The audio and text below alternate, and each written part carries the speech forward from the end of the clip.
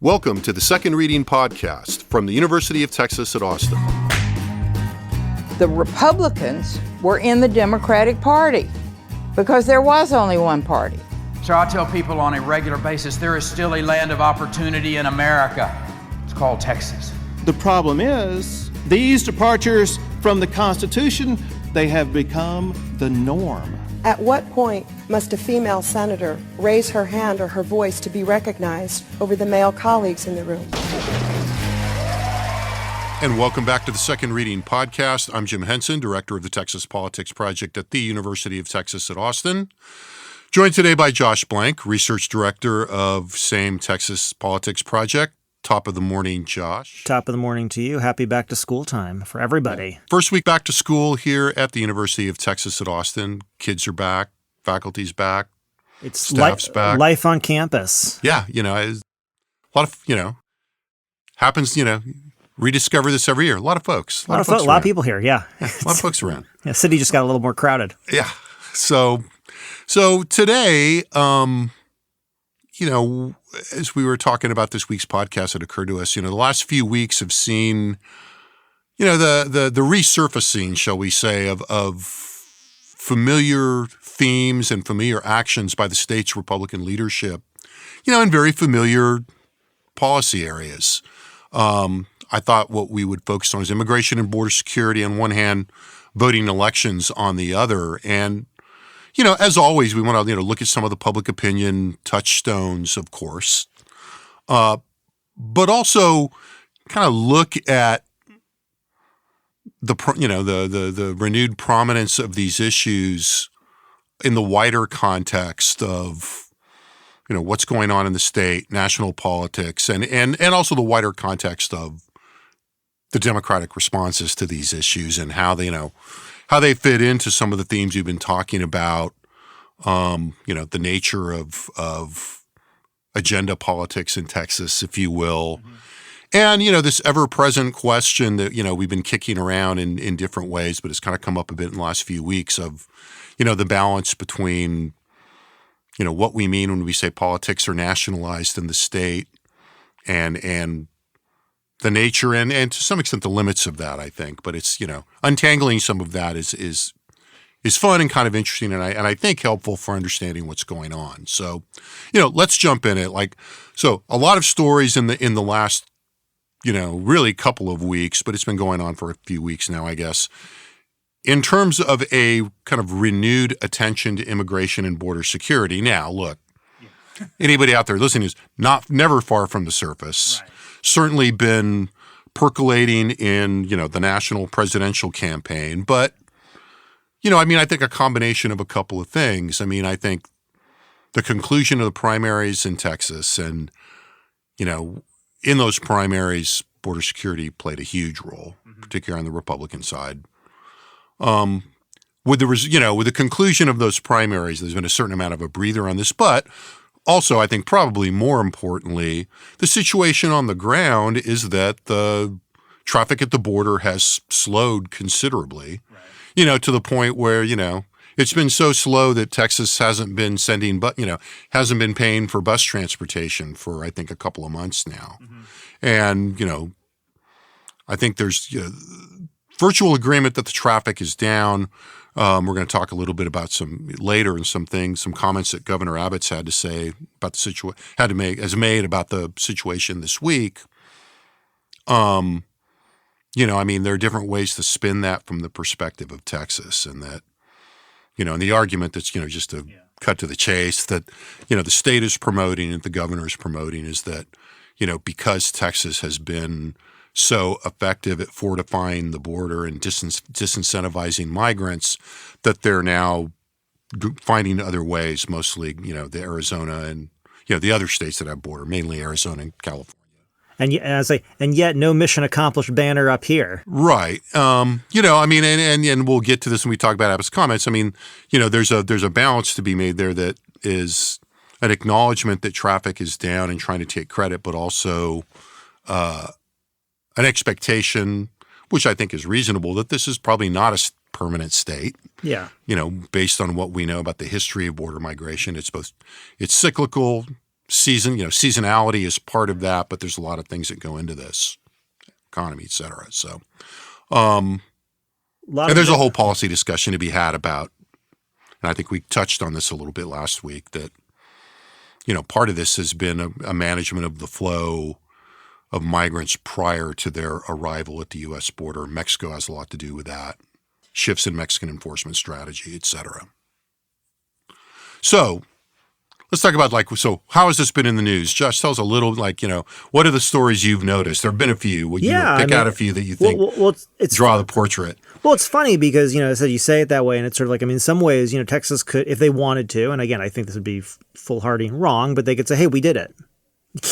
Right. We're, mission accomplished. We've stemmed the flow despite the Biden administration essentially inviting people here. We've said no, and then the message got out. Now, again, as you already laid out, that has the problem of just being stupid. I mean, you didn't say it that way, but it is. And even if you're listening to this, you're like, well, it's not stupid. It matters. Yeah, it matters a little bit, but ultimately this is a very, for most people, hundreds of miles, thousands of miles journey, the last couple miles there. Right. It's a factor. No doubt. But I could also say, it's also a factor of free bus rides maybe. So, you could cut that in different ways. So it's just like a lot of things. You don't want to take all the credit for it because then you'd also be, technically in some ways, it's like, well, then who's responsible for the blame? Or a lot happens prior to people arriving at the border that have nothing to do with Joe Biden, Kamala Harris, or Greg Abbott. Well, right, and exactly. And I think, just from a sciencey perspective, when the numbers do go back up again, which they eventually will, regardless of who's in the White House, did Abbott, is he responsible for that then? Well, no, absolutely not. He's not going to take responsibility for the uptick in numbers when that happens, even if the policy remains the same here in Texas or gets worse. Just to throw that out there. But nonetheless, and this is the point here, that sort of almost means actually, we need to find new ways to reinsert ourselves back into this. So there's a bunch of ways this has gone on. So we've seen some of those recently. Yeah, yes. Actually a lot. So one, Texas Attorney General Ken Paxton sort of took point in the lawsuit against the federal government to get an injunction against the Biden administration's executive order that would provide a pathway to citizenship for the undocumented spouses of citizens, and we think or legal residents, but we have to check. And there's other, provisions to that and specifics. Right, but ultimately, if they had no criminal records, but ultimately, Paxton is taking the, not surprisingly, along with Texas, is taking the lead on pushing back on this policy. This is not, even recently Paxton's first foray into this. Yeah. He's been in the news recently for taking efforts to try to dissolve an immigrants' rights group in Harris County last week, which was pretty similar to an effort he made earlier this year against another immigrants' rights group in El Paso. Both of those efforts were rejected by the courts pretty quickly. But it's a way, for someone like Paxton, not on the ballot this time, sort of, I think, riding an interesting point in his own political trajectory and career to sort of stay in the public spotlight on an issue that obviously they're very comfortable with, right? And then we can go to the governor, right? So, a few weeks ago, Governor Abbott made news by issuing an executive order that required hospitals in Texas to collect information on the immigration status of patients. This is emergency rooms. I think this is sort of the uncompensated care area. So the hospitals can track those costs and the sort of end point is, so Texas can charge the federal government for the cost. Now, right. Some people ask me about this, and I think you need to talk to a healthcare economist about this. I imagine a lot of that cost is covered by the federal government in terms of uncompensated care and the way that money flows to hospitals. But nonetheless, this is sort of another chapter in sort of the governor demonstrating his ability and sort of his alertness to finding novel ways to keep immigration and border security in the news here in Texas, right? Yeah, we've joked about the different scenarios in here, and and I have no idea what what the meeting structure of the governor and staff are, but it's hard not to feel like there's either, some advisors sitting together in a room going, okay, what's the next thing we can do on this? Yeah. In a dynamic in which, there's a governor who's very open to this. I'm not saying the governor doesn't have his own ideas on this. Yeah. By all accounts, very detail oriented on these things. And, some of these ideas have probably come right from inside his noggin, Mm-hmm. But I think the organizational dynamic is very much like people are very alert to proposing other ways of engaging on this issue that speak to the context. Yeah, that's right. And so there's more. We'll come to some of the more details of this. So then, earlier in the week, I think you watched this a little bit closer than I did, so maybe you talk about it, but Abbott promoted sort of Texas's overall enforcement approach in an interview on News Nation with Elizabeth Vargas. Is that right? Yeah, and this was I think 2 days ago, and look, this is, to put this in context, I mean, this is clearly a targeted media appearance, which is sort of what people do now. But the produced segment, and this was on News Nation, was really very interesting in that it, there was an aspect of it that served as, the produced segment as kind of a Abbott's greatest hits on the border in the way, and, it was very effective. And so, in the interview, the governor promised more use of buoys on the Rio Grande, following, this appellate court decision recently that allowed the deployment to continue. And he made an interesting argument that, had a little whiff of old school Republicanism about it, in the sense that, part of the argument he made about the deployment of the buoys was that they were not only effective, but they were much cheaper than the wall, than wall building. And at a time when, in the last just 24 hours, we're recording Thursday late morning, there's been, Republicans at the national level and at the state level, actually, Cornyn did this. Senator John Cornyn had talked about this generally, that, they're hitting Kamala Harris on shifting positions. Yeah. And there have been some stories about, the implication that because Kamala Harris because they're trying to saddle Trump with sinking the compromise bill in the Senate as their way of trying to pivot on border security, which is, I think, a reasonable approach. Yeah. But it does leave them open to the fact that, part of the deal they made was more money to continue wall building in that appropriation. So, it's funny to me in a way, and again, politics, one of the things that makes politics great. Kamala Harris is getting, criticized for, flip-flopping and saying, okay, now she's okay with the wall.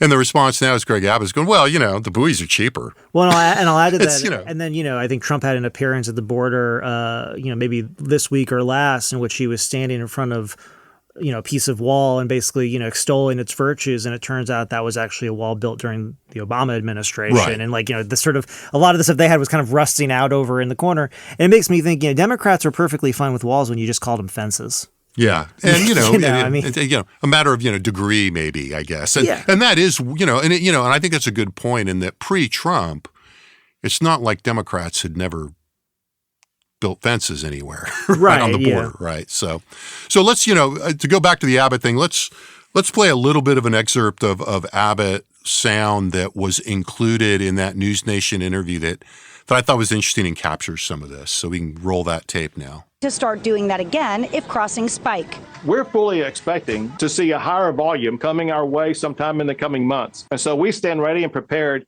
to start the busing operations again if people make the mistake of coming into the state of Texas. Our goal, however, is not to have to bus anybody, because we want to deter anybody from even coming into the state of Texas. Okay, so what I liked about that clip, and I kind of there were a couple clips in the interview, because it's a very well calibrated media appearance for Abbott. I mean, the Abbott people have to be very happy with how that turned out, in that it was an edited piece.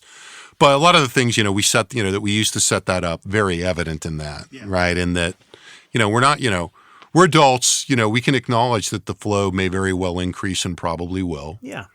But, we're ready. Right. And does provide a, succinct, I'm impressed with how well calibrated that message is. Yeah. By saying, the goal of the policy is to disincentivize people from coming. Yeah. Now, that makes what they're doing, per your comments a couple minutes ago, a little more impactful than it probably is, and misses a little bit of the contradiction between the fact that, and we've talked about this a bit on the podcast before, we have to, sort of rehash the whole thing, but that, look, there are plenty of immigrants' rights groups that think that the state paying for busing for migrants who are probably getting here looking to go somewhere else, it's fine.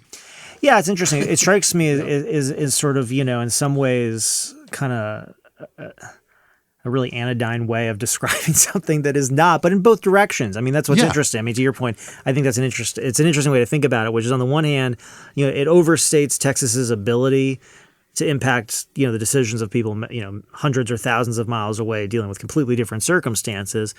On the other hand, so probably overplays it. On the other hand, it kind of underplays the extent to which, Texas can make itself inhospitable, you know, in the sense of like, it's like, well, the buoys with the saw blades on them are cheaper. Right. Right. And it's sort of, and it's like barbed wire. You know how many hundreds of yards of barbed wire you can buy? It's cheap, right. And so there's a sense of it that sort of, it kind of, again, it sort of takes all the sort of, I was going to say the ugliness of some of it and sort of just, well, Yeah, we're just trying to. Yeah, we're just incentivizing. We're just people. disincentivizing. But I think people. that's why it's a good. That's why it's a good message, right? That's why I'm impressed with it. I'm not, I'm not commenting on the substance of the policy either way, but the message is pretty. Well, and I think an important point to draw out here is also to remember that like it hasn't always been this well calibrated. I mean, to the extent that you think about the use of the invasion rhetoric pretty flippantly, and I think some of the blowback that received, especially after the mass shooting in El Paso.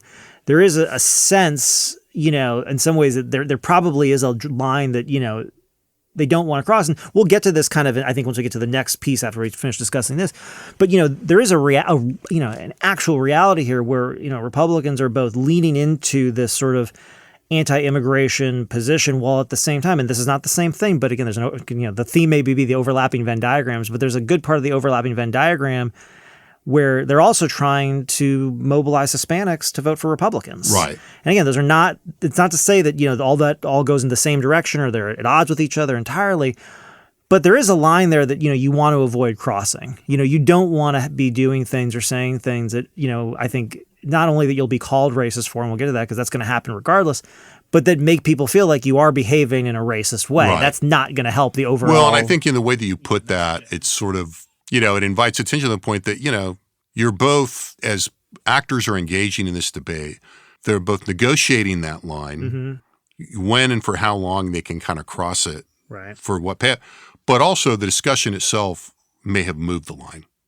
And the line is not fixed, and the line, I would argue, and we'll look at some data in a minute, has probably moved a little bit, right, in terms of how the political universe, and so, that speaks to the context of like what's going on here, which is the primaries are over, right. And there's going to be a very deliberate, effort, and we're seeing it to move towards efforts to put issues in the public domain in Texas that unify and mobilize Republicans, and what you implied, that while all this talk enrages liberal Democrats, there's also a minority but non-trivial share of Democrats who are and maybe who have always been open to these enforcement-based policies, and arguably in some areas have become more open to that based on what we're seeing in public opinion data, right? So, I mean, look, as recently as June, most Republicans still thought immigration and border security were the most important problems facing the state. And just June of this year, 61% of Republicans, 9% of Democrats said immigration or border security were the most important problem facing the state. And 9%, I mean, 9% does sounds like so little compared to 61. But ultimately, we're talking about a number that's really been floating around 1 in 10 Democrats, which honestly puts this up there with almost any of their other top issues. Where really when we see about 10% of Democrats, that's about the high watermark because Democrats have so many different issues. It's in the tier, and that 9%, as I remember, is actually it's a little lower than it was down before. A little bit from where it was in February and April. We broke into double figures. Yeah, it's regularly run as low as like 3 or 4%, and then recently jumped up to about 14% before now kind of settling back in. So here. the steady state level has risen. Has risen to the point about the line moving. Right. Another point. In April of this year, we found 72% of Republicans approved of the busing tactic. Right. And to this point, 31% of Democrats. Now, in terms of thinking about this line moving and where this moves, looking back, and we probably need to just put together a trend graphic for this to think about it. But if you go back to August of 2022, which was, kind of the fizziest point of this, I think, of the busing policy, Republican support was actually a little higher.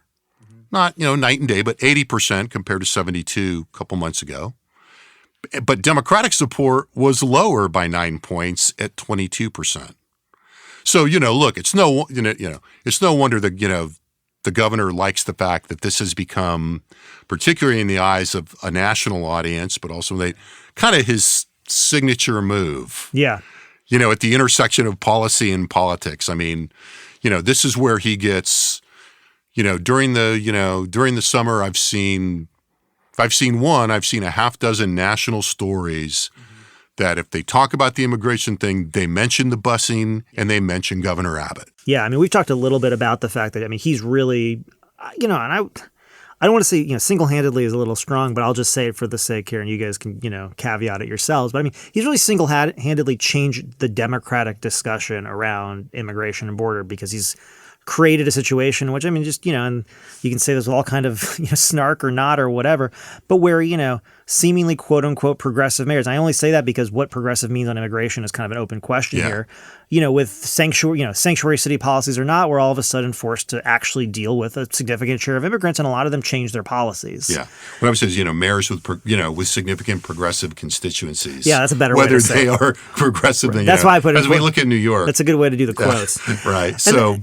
And then I think to your point about calibration, the effort here with hospitals, it might seem kind of random maybe by comparison to some of these other more targeted policies, but in April 2024, when we asked Texas voters about essentially what they were concerned about when asking them, like when we were trying to explore their concern about the number of migrants crossing the U.S.-Mexico border, 80% of Republican voters said they were very concerned about the strain on local resources. This was in line with their other top concerns. 81% said national security, 81% said the impact on crime. So literally those three things, crime, national security, and the strain on local resources, were all equally high concerns for Republican voters. And I think here to talk about calibration, when you think about local resources, it's notable that the local resources being targeted here by Abbott are those being spent in emergency rooms, usually by just poor people, right? And not the resources being spent in public schools. And we've had a lot of discussions in the past about what's the target here? And if you sort of say look, there's almost no limit to sort of appetite for immigration enforcement, except there's one, incident that comes to mind, and it was when the Trump administration started separating minors from their parents. Once you start to bring minors into it and you start talking about kids, you start talking about the public schools, you're opening up a whole other can of worms and a whole other, I think, space. Now, look, I'm not saying it's out of the realm of possibility, but the fact is that, who doesn't have a bunch of advocates who are going to line up is going to be people who just show up in an emergency room needing something done because they just need it done, right? They're going to leave and go on about their life. Well, you know who their advocates are? Their advocats are the immigrants' rights groups, the nonprofit groups that are being attacked by the Attorney General. Exactly, but I would also say, and not very strong, in the grand picture of things, whereas, mobilizing, again, a group that you're already kind of fighting with in terms of teachers, students, parents. It's a much bigger can of worms potentially. I'm not saying that he's not going to do it or that it wouldn't even play to him, but I think when you look at these things, you say if you think about where Texas spends money as a state, right, it's on healthcare and it's on education primarily. Just the free associate in public here. Great. And we could cut this, but we probably won't. It doesn't put me in mind of a Thomas Swift type, satire article that, proposes vouchers for children of for undocumented migrants. Yeah. Okay. Two great ideas. Yeah, just merge it all whose time has come. All right. So I think that's out there, and I think there's a lot of interesting things. I think kind of the details, but I think from 30,000 feet, one of the least surprising developments one might see in terms of, we're coming up on Labor Day, a little uptick in action on immigration and the border, not. So let's talk about then the other narrative that's been, revived in the last couple of weeks in a more public way. Mm-hmm. Particularly in Texas, but also, as we'll see elsewhere as we talk about this national state thing. And that's the going back to the well on the, what we'll call the quote unquote election integrity narrative. Big news this week was the Attorney General's investigation of a South Texas political consultant and that also involved a candidate in a key race in the state, a key state legislative race, there were, warrants were served and phones and computers were confiscated. And this is ultimately about, an investigation into ballot harvesting, in South Texas. So that's not the first thing, that the Attorney General has sort of launched on this, right? There's been another story or two. The Attorney General last week opened an investigation into, quote unquote, and this is more in urban areas, reports that organizations operating in Texas, were maybe unlawfully registering non-citizens to vote. And this was apparently triggered by a social media post by, I think, Maria Bartiromo on Fox Business, or wherever she is now, that migrants were, getting registered to vote outside of a driver's license facility in Fort Worth. Lots of gray areas here. Yeah. Right, in the sense that, the surface instigation for these things, there's going to be a lot of digging into, like, why did this actually happen? What was the substance of the reports that led to the initiation of these investigations? Yeah, what is the substance of the information that was provided to the judges that allowed for these subpoenas to be served? Right. And is that how that worked even? Or is this, it's a little unclear. There's still a lot of things we're understanding. Yeah, and at least at this point, the Attorney General's office, at least from the reporting that I've seen, has been pretty whatever the opposite of forthcoming is. They've been pretty cagey about the details. Well, and nobody's been charged yet. Right. Nobody's been charged. I shouldn't even say yet. Nobody's been charged. Right. Right. And so, I think we can talk about the gray areas here. Look, on one hand, some of what's right there on the surface is right there on the surface. Search warrants were served on, somebody who's the head of a major Latino Democratic organization, right, on somebody who is an active candidate in a race, with the election in sight. Right. Which is, saying partisanship aside, this is something that has rankled people. Yeah. Right. That, if you were to switch the party labels, switch, which party is in control of the law enforcement apparatus. Yeah, we have a big national discussion going on about who's weaponizing right, who's willing, able, and to what end to weaponize the law enforcement apparatus of the government. Right. Right. And so there's, that piece of it, which is, triggering a lot of negative response. Yeah. On the other hand, it's, an open secret that there have been a lot of gray area political practices that are fairly normal, that are clustered around mobilization, things like vote harvesting.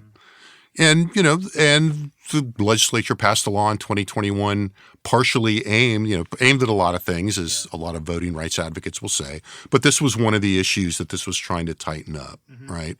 And, this is a long discussed issue, in races in Texas and particularly in that region. And so, it's hitting a lot of notes, right? And, looking at it just as a policy issue and as a historical issue, there's a lot going on here. Whatever the gray areas, or, whatever, if you have a perspective where you don't see the gray areas, whatever the gray areas or the lack thereof on these developments, they do, thinking about public opinion, plug into widespread narratives that are well entrenched among both elites and voters in both parties. Yeah, as recently as June of this year, we asked Texas voters, basically how often they think ineligible voters are basically voting in Texas elections and how often eligible voters are prevented from voting. And what you find is just, clear partisan, very clear partisan structures. When we say, how often do ineligible voters vote in Texas elections, 24% of Republicans, 1 in 4, say this happens frequently, with another 39% saying it happens sometimes. In terms of the share saying frequently, that's 4 times the share of Democrats who say the same thing. If we flip it around and we ask, well, how often are eligible voters prevented from voting? 27% of Republicans, a quarter, say, well, that never happens, compared to 8% of Democrats, whereas 18% of Democrats, nearly 1 in 5, would say it happens frequently, compared to 5% of Republicans. And so it has that sort of clear partisan structure around these expectations. But then further, in terms of I think the broader kind of bigger picture discussion. Before you move on to that, yeah. just to another little elaboration on that point before we move on from that data. I mean, from a political communication and agenda management kind of perspective, I mean, I've always loved these results. I mean, I think, the pairing of these questions was really, has been quite useful in illustrating this dynamic, right? I mean, because it illustrates both, the initial policy moves by Republican-run government, but also how predictable the response is, right? In the sense that it illustrates why if you're, these recent, moves tap directly into the existing partisan dispositions, at least as of now, among Republican voters, but also why it antagonizes Democratic elites and why they look at, the same data and their own data and are quick to respond in ways that they think are going to resonate with their base of voters. The problem is not, that people are voting illegally. The problem, or that people that are unqualified are being allowed to vote or recruited to vote. It's that, you're trying to prevent people that should be able to vote and make it harder to vote and to intimidate people, et cetera. It's all, those narratives are so entrenched after, the last 2 decades of politics around that. And one might even argue, more than 2 decades. Well, what's interesting to me about that is it sort of does make me wonder, we'll kind of go to this when we get towards the wrap up, but like how much of a net benefit there is to anybody in this. I mean, because it does just activate, these attitudes that are rampant on both sides and that honestly don't really shift a lot. I mean, this is an older question, but, we sort of haven't asked in a while because it was so static. When we say, does the Texas election system discriminate against racial and ethnic minorities, which is essentially the claim, I mean, the attitude that especially Democratic elites want to mobilize around this action than what we're going to get to next, which is, so the quote unquote purge of voters from the voting rolls. But when we ask that question, 90% of Republicans said no, it doesn't discriminate against racial and ethnic minorities. And for Democrats, it was 76% said yes, it does. That number, we should probably ask it again sometime soon. But part of the reason we stopped was because no matter what happened, no matter what new law was put in place, no matter what new provisions were put in, and no matter what arguments were made by elites about how it did or did not impact, communities, especially communities of color, these attitudes just kind of sat there. And so this is the point. I mean, in some extent, it's just like this isn't the sort of thing that this is not the sort of action that is meant to convince people or change attitudes. It's simply meant to activate what is already there. But the funny thing is it probably activates it among Democrats too, just the opposite. Right. And that's, and that's kind of the, you and I were kind of going back and forth about this in a chat or in talking in a couple of days. I mean, and it's a little hard to tell, like, what the net, who the net winner in that is. In other words, to the extent that this helps rally Republicans and riles up and counter rallies Democrats. Yeah, and I just think that, it's difficult to know that. I don't even think it's not even that it's difficult to know. 'Cause, I mean, yes, it is difficult to know, but it's difficult to know because it's so small. Yeah. I mean, that's actually like the reality here is that, for the people who are really riled up about this, either who are really, like if you imagine, take your voter for whom they're concerned that voter fraud is taking place all over the state. Or you think they're not going to vote? Right. Do you think they're not going to vote Republican in this election? I mean, for sure. Similarly, to the extent that there's a voter out there who sees this as proof positive that the state is mobilizing, basically against minority voters, does that make that person less likely to vote? No. And I mean, and that's the thing here too, which is, to the extent when you look at sort of the targeting of where this is going on, it plays into a bigger picture here, right. Which is, this is sort of this effort, by I mean, it's strange because it doesn't sound like it, but it's actually sort of plays right into sort of Republican effort in Texas to be more competitive among Hispanics. And so where this, subpoena was ultimately, and sort of a lot of this went on, was in Hidalgo County, squarely, the biggest county in the RGV, which has been a focus of sort of, I guess, political, prognosticating and analysis, both in the state and outside the state. And we've talked on this podcast a lot about how like the RGV is a really strange place to decide as like, your test case for what Hispanics in Texas think, because it's a very, honestly, economically depressed region for a large part. It's changing a little bit around certain areas of it. But if you look at education levels, you look at income, you look at, again, even just the geography of the place, there's a lot going on there that you wouldn't say is necessarily representative of Texas. Yeah. And when you look at the county essentially that this was targeted in, it's basically the biggest county in the region, and it's the one that the Republicans lose the most votes in. Now, do I really think that this effort is going to lead to some widespread dramatic shift in, the vote distribution in the RGV? No, certainly not above and beyond what Republicans are already doing there, which is really trying to mobilize, I think, a lot of conservative-leaning and rural Hispanic voters who happen to live in this region to Republican candidates. But at the same time, that's the point, though. This whole region puts about 3% to the statewide vote total. Well, right. This is a tiny, tiny sliver of the state in which the politics there are such that, it's the best battleground for Republicans in a lot of ways. Hidalgo County also part of the 15th. So that's the 15th congressional district primarily is in there. That's the one Republican seat. You have Representative Gonzalez is right. He's in the seat just to the east of that, and part of the county overlaps with that. And I think mostly the Democratic part of that county probably is pushed into his seat. This is where Republicans are competing. So there is a very sort of I think there's a tendency to think, I think especially among Democratic elites, oh my God. Yeah. This is happening. But one, it's not a statewide phenomena, actually. And it's not clear to me, just throwing this out there as someone who looks at this, that, enforcement efforts in Hidalgo County are going to impact the decisions of Hispanics living in Bexar County, Hayes County, living, in Baytown or whatever, right? I'm not saying that there aren't limits to that, but it kind of goes back to this whole, this is about kind of around the margins, and to a large extent, I just, I can see as much counter mobilization coming from something like this as mobilization. Yeah, I don't know. I mean, I guess to go back to, the exchange we're having the other day, I mean, I think where I see something of a net gain, net benefit, and again, I think it's probably small, but where I do see a net benefit for Republicans here is that, yeah, I mean, the actual votes moved on this particular thing and in that particular area, and how it, is pretty marginal. Right. But if you kind of put the way that this is being talked about, and so, for example, when Governor Abbott, made his announcement and made his comments earlier this week on, the rolls being purged. I mean, it was couched, purged, quote unquote, and it was a word he used, I think, he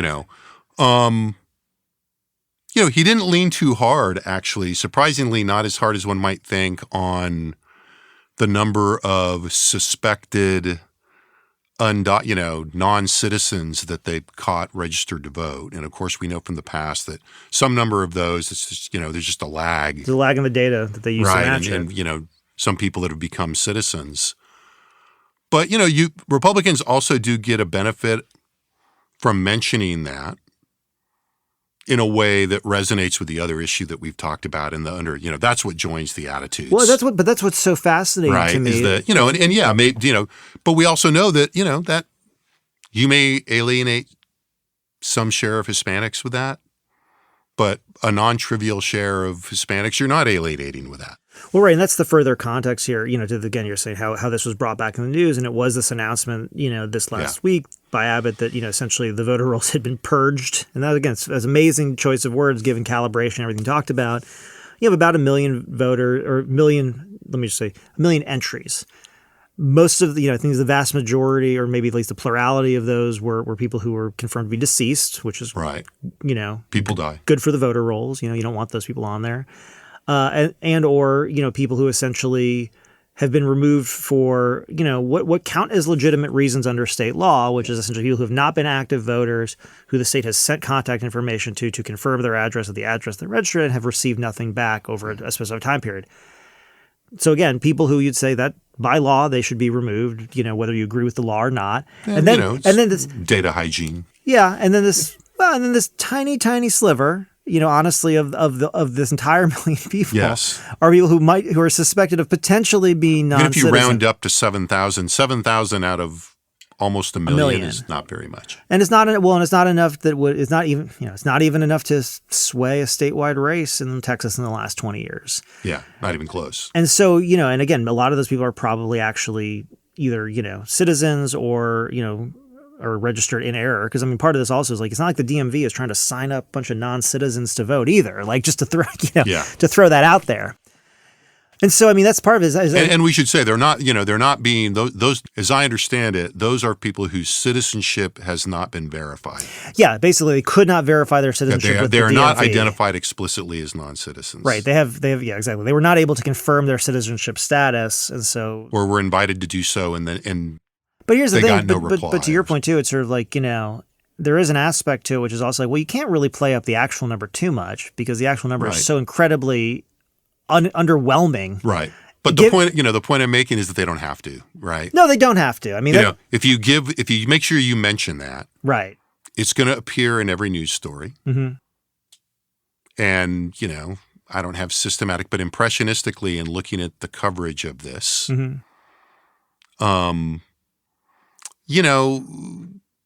The coverage, depending on the outlet, highlighted different aspects of this. Right. Right. And certainly on, more exclusive conservative media, it was played differently and the potential for there being non-citizens here, gets played higher. And in center to center left media, it's all about, millions of names were a million people were excluded, but has been, pointed out by a lot of people. Right. You were making this observation, but it's, in the better stories, this is actually a pretty typical number. Yeah. This is about how many are usually, removed from the voter file. And I mean, and what is, again, slightly unusual is the fanfare, right? But this is the point. That is the point here, is to make the message. I mean, what's interesting, I guess, in all of this to me in some ways is the extent to which like hiding in plain sight in the messaging is two things. One, with respect to the voter rolls, and even with, the Attorney General's, efforts in Hidalgo County, it's like you really are looking for very, very small numbers of non-document votes. And it's a hard, I mean, we were talking about this before. I mean, it's a hard rhetorical / communication / agenda trap for Democrats to avoid. Right. Because you're going to push back, and then it looks like you're pushing back. Oh, you want dead people to vote? Right. I mean, the whole thing becomes your problem in a way. Right. And so... And it reinforces these dynamics. There's, of course the Democrats are trying to find more dead people to vote for them or whatever. And I think that's easy. That's the answer, I think, to your question about, or, your kind of observation that, it's kind of an odd thing to play up in a way. But I think that's why it's done. And look, the last time this was a big story, kind of blew up in Republicans' face a little bit in 2020. But, one might argue, did they pay much of a price for that? No. The Secretary of State at the time did, because he couldn't keep the job. But other than that. But there's, the twin observation I was going to make with this, attaching to the other one, which is, this is all, in some ways, and it may not feel this way, but this is all actually a reflection of the fact that the state's more competitive. I mean, when you're talking about, again, something like 20,000 votes in Hidalgo County, and whether you can like make that more competitive, or whether you can push, a reliably drawn Democratic congressional district into a competitive space, by kind of hijinks alone. In some ways, though, that's also the fact that, this is not being fought out in Williamson and Hayes County right now. This is kind of going to these far-flung parts of the state where Republicans are looking to increase their margin with a group who's just becoming an increasing share. And I think when you're looking at the long-term picture, you're like, well, this is not probably the strategy you would pick for the long term on this. Right. It's going to work now because you have this kind of marriage of conservative, probably older Hispanics in a lot of cases, and conservative older white voters, and a lot of rural voters. But these are all groups of voters who are like being overrun in the state eventually by younger voters, by people living in and around the cities. And that's going to just require a recalibration, but we're not there yet. I mean, we're very much not there yet. And we're in kind of an intermediate phase. So, look, all of this is kind of an interesting twist on this conversation that we've been having in the last month or so since we came back. I mean, it's come up before that, but it's kind of come back up, and it always comes up in a presidential election year in Texas. But, I mean, it's an interesting, if we step back and look at how this discussion in Texas sort of reflects, the national political environment, which what people, sometimes call the nationalization of politics in Texas, which I think is a little overly done, but, I mean, it's there are interesting things to entangle. I mean, you had some thoughts about the timing of this with the convention and, Yeah, I mean, it's really fun. I mean, I think, starting off just, the busing thing in and of itself is a fascinating point in, policy point in time, just to say it, because I think, we already said this, but, to the extent that a policy originating in Texas essentially put Governor Abbott and the state really, honestly, at the forefront of almost every local conflict over immigration and immigration enforcement in Democratic-run cities is an amazing feat that I think is, it sort of turns this question of nationalization of politics kind of on its head in a way, because I think, there's no doubt that Texas was leading that discussion. I mean, or led it, to where it got. And then when I look at, kind of the last week or so, you say, Democrats really had their ability last week during their convention to control their own narrative the whole week, right? They got to put out their version of events. But, the combined efforts here, sort of moving back to immigration, border security, and voting here in Texas really shows, I think, like a clear effort by Texas Republicans to actually retake the narrative on their own terrain. Yeah. And it's not, but the funny thing about it is, I mean, and this is sort of the nationalization question. I don't see it the other way. It's not just in Texas, because, there are articles in the Times, in the Globe, in every, major paper. It's on MSNBC, it's on Fox, it's on Newsmax, it's everywhere about what's going on, basically in Texas this week, kind of around these issues. Whether that's because Ken Paxton has a certain kind of catnip at this point around, kind of anything that he's involved in. But obviously Abbott is very well practiced at this, as the clip points out.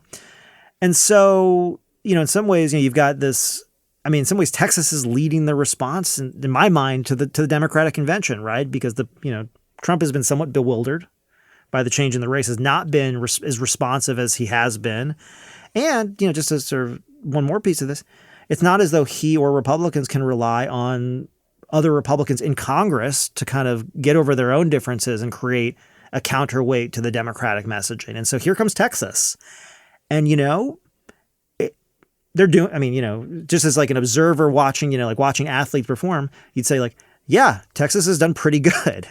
I mean, the last week has really, again, I think shifted the focus, certainly here in the state, but I think even more generally the discussion back to the border, which I think, Harris and the Democrats really did, a very, very, aggressive effort to kind of avoid for. Well, I think, I think I would. I don't want to say avoid. I mean, I was saying. Yeah, I mean, I think, I think reframe. Yeah, they're trying hard to reframe their record on that and to reframe the debate on that. Right. And Trump has not done a good job of defending himself on that. No. It's interesting that you put it that way. I mean, I always react a little reflexively negatively, which people have picked up on, I think, but I think I know what you're going to say. On, the idea that, well, and here Texas is leading again. I know. I don't like it either. And I'm not saying you're doing that. No, but I mean, I am doing it. I'm doing it, and I don't. I think you're doing it based on evidence. Okay, well, thanks. On evidence that I think is reasonable, right? And I guess I kind of look at it a little bit sideways on that, and that I think in the short term it's an interesting point that I think is defensible, that this has this puts Texas back in a leadership role on that. Whether other people in the country are really seeing it that way, part of it is the vicissitudes of reporting. These stories are very familiar Texas stories. Yeah. And it's a variation. I mean, the variation, as we've joked in here on the podcast before, used to be, those crazy Texans. Mm-hmm. Yeah. And then you have some daffy story about some weird thing happening in Texas. And now it's pivoted a little bit to like there's a real comfort zone for reporters, like, there's Texas leading to the right again. Yeah. And, sometimes that's right, But I'm also, but I'm fascinated, and maybe this is just because, I mean, our structural positioning on this is just, how kind of circular that is sometimes in terms of, I mean, there are moments when Texas is very representative of certain aspects of national politics. In some ways where, Texas got there a little bit more organically on its, I mean, a lot of these politics are organic to the state. I guess that's what I would say. That's what I'm trying to sort out here. And that doesn't mean that the other argument that, and so there are moments when those politics really align with what is going on nationally, particularly as the parties ideologically sort. I mean, I guess, what I would say to that, though, is, I mean, this is where, again, I mean, like, look, there are books written 50 years ago. There were books written 15 years ago that say that make the argument of Texas's singular leadership and whatever. And I think both of us are too well trained to, like, naturally accept those kinds of arguments on their face because there's just too many contingencies. But I do think, I mean, to your point, I would say I agree. Like, there is an aspect of Texas which is, and I suss this out a little bit. This is natural to the politics here. Right. This isn't like Greg Abbott had to look out at the national environment and say, how should I insert Texas into this to change the national discussion? Because he doesn't have to. But I think the fact that he doesn't have to is part of what is interesting about Texas right now, in the sense that, to the extent that there's concern about how the country deals with changing demographics. You don't need to be in Texas for that to happen, but Texas is kind of like ground zero for that in terms of the way that the population is structured, right? You don't have to be, because it's more true here than it is in most other states, right? You don't have, the bigger states, accepted, but that's perfect, right? And I'll follow that and say you don't have to have a border with a foreign country to be concerned about immigration. It just so happens that Texas has a 1,200-mile border with a foreign country. You don't have to be a state that's dealing with the impact of deruralization and increasing urbanization, to understand those issues. And Texas has, that in spades, right? I mean, in terms of what's going on and in terms there. of the two issues we're talking about today, and you don't have to have a majority, what we used to call in, different linguistic period, a majority minority state population to be thinking about those issues. Right. Yeah, right? Exactly. Which is kind of, to me, like, that's kind of what I was kind of getting at a little bit earlier. That's some of the binding material for these two issues right now. And I do think, one of the things that makes, Texas in and of itself, I mean, besides just being in the tank, because I guess I'm here and whatever, but I think one of the things that just makes Texas so fascinating is the fact that, find me another state with a profile like Texas demographically, and also I would say geographically, that's run by Republicans. Yeah. And so you do end up with this sort of really interesting, I think mix of both, sort of policy priorities, but also sort of leadership opportunities, if I'm going to call it that, right? Yeah. That I think do put Texas at a very strange position right now in sort of these national discussions where, I am reluctant to say this is the nationalization of Texas politics when it seems like, in a national system, which, both parties, but I mean, right now, especially Republicans, have a really hard time even, producing a messaging bill. Not even talking about like actual legislation, just something they can pass so that Democrats can reject at it. the national level. At the national level. I mean, they can't even do that. All of a sudden, there is a vacuum. And I mean, in Saunders Abbott, but also Paxton, also Patrick, I mean, this is kind of a space that. Well, and, and I would say, to respond to that a little bit, it's a small piece of what you're talking about, but the interesting answer to your question about show me another state like that is Florida. Yeah. And, hasn't gone that, in terms of like, we're going to be a national leader, I think that's what Governor DeSantis thought. And that really what's interesting didn't pan out. And what I've been thinking, more increasingly is to some extent, is Florida, if Florida continues on the trajectory becoming less competitive, I mean, really all indications are, and this is sort of, I think, one of the interesting contexts here is that Texas is becoming more competitive. Right. I mean, one of the things that sort of strikes me, and I mean, at different times, but, Abbott received fewer votes in 2022 than he did in 2018, right? 2018 was a Democratic year. 2022 was a Republican year. Again, different elections. And I think there's other reasons you might, couch that. But the fact is you can't help but look at the election results and say, the elections are getting closer. And nonetheless, if anything, the state's moving further to the right. Well, there's an interesting kind of, that 2018, 2022 comparison is interesting because those were both. I mean, I should say the margin decreased. Yeah, no, I understand what you're saying. Yeah. And I think that, one of the interesting things about that is, for one thing, that does re-raise the issue of like local factors, like in that, the fundamental weakness of the Democratic Party in this state, Yeah.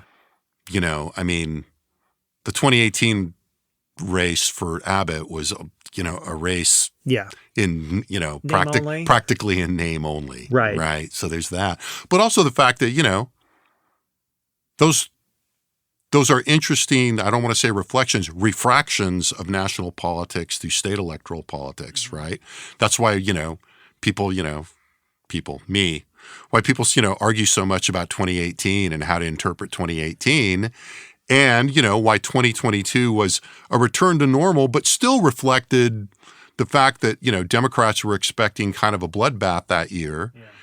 And the fact that it wasn't a bloodbath that we now remember as, well, it's a pretty good Democratic year, because even though they lost the House, we thought they were going to lose 30 or 40 seats, and they only lost a few and, lost the House. So, all of that gets muddled to me very quickly. But there's an article out in the Tribune, I think, this morning, and we could talk about this like next week, but it's sort of interesting. It's talking about, sort of Democratic concerns over Allred's candidacy, and that he basically has right on schedule. Yeah. I mean, God. Right before Labor Day. There you go. The campaign has started. Well, and, a lot of the gist of the criticism was essentially, well, he's not out there fighting like O'Rourke was. He's not doing that. And I'm just going to say right now, and I think the article did a pretty good job, but it left something out, which is like, maybe that's a stupid strategy.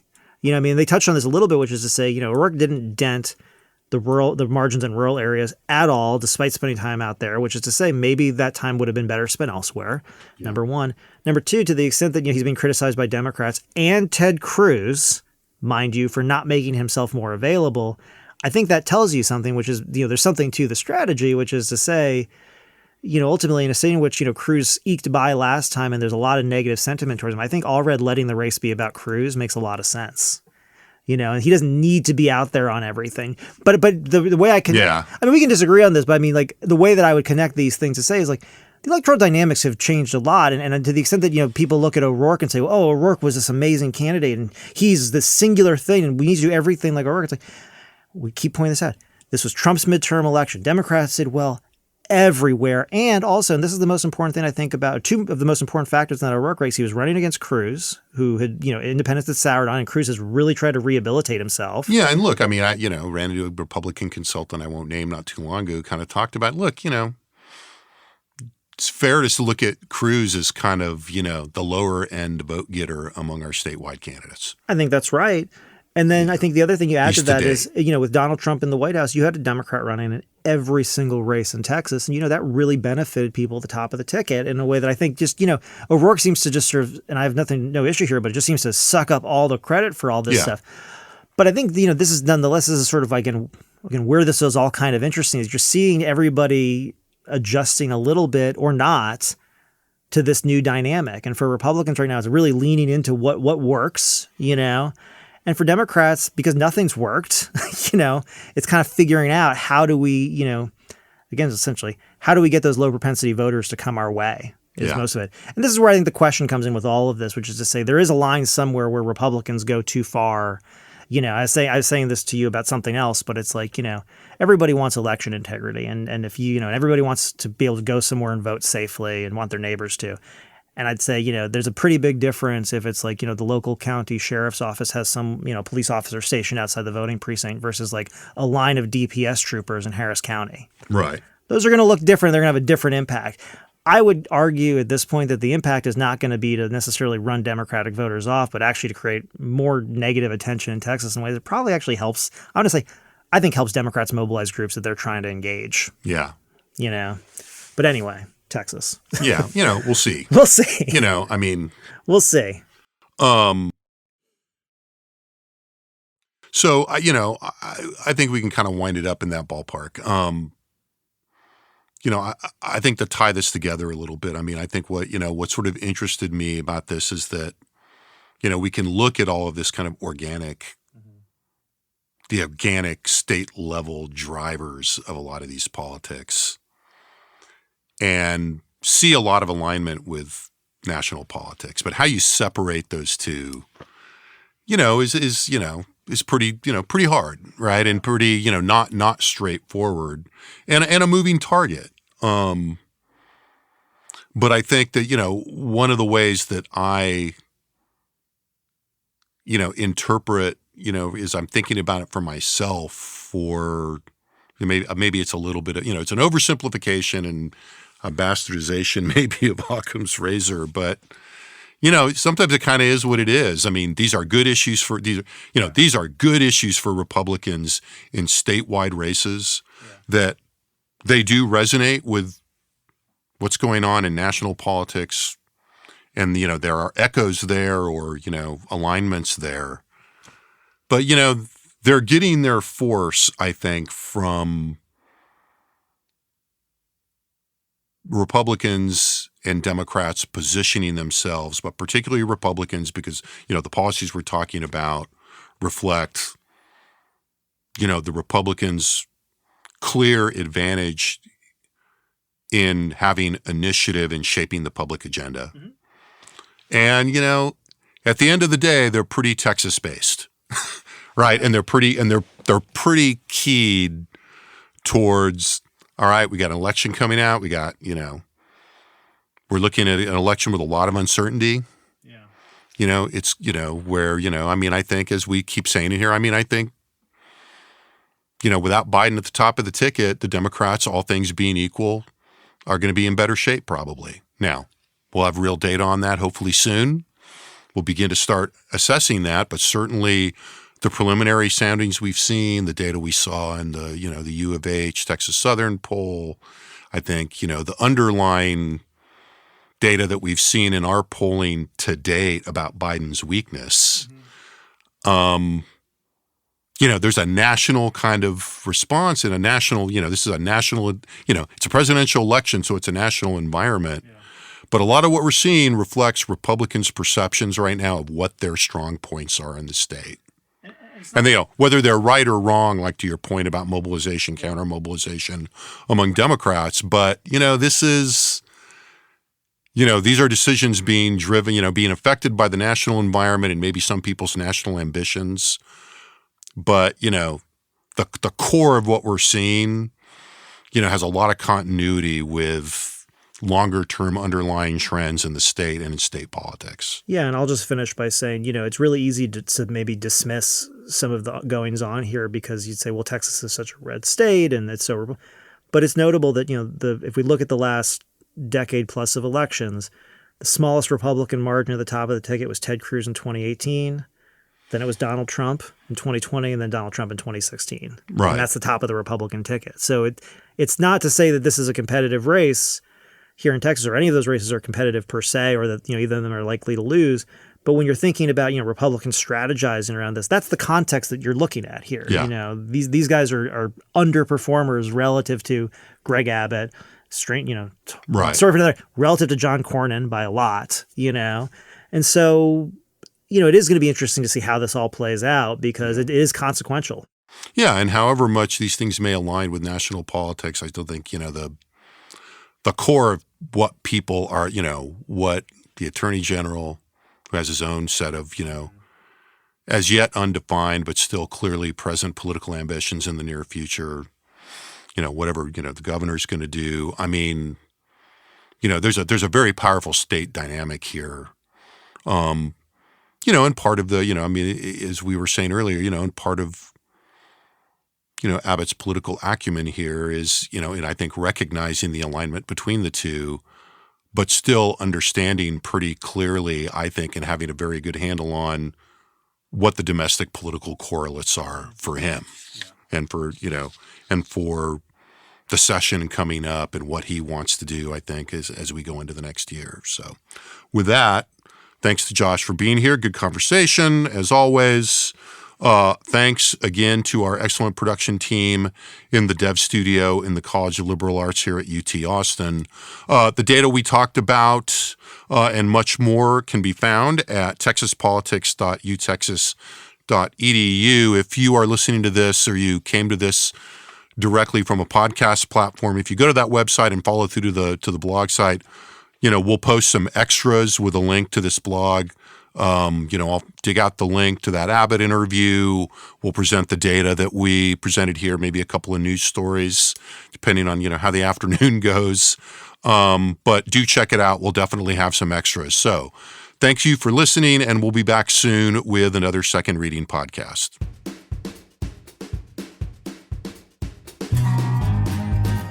The Second Reading podcast is a production of the Texas Politics Project at the University of Texas at Austin.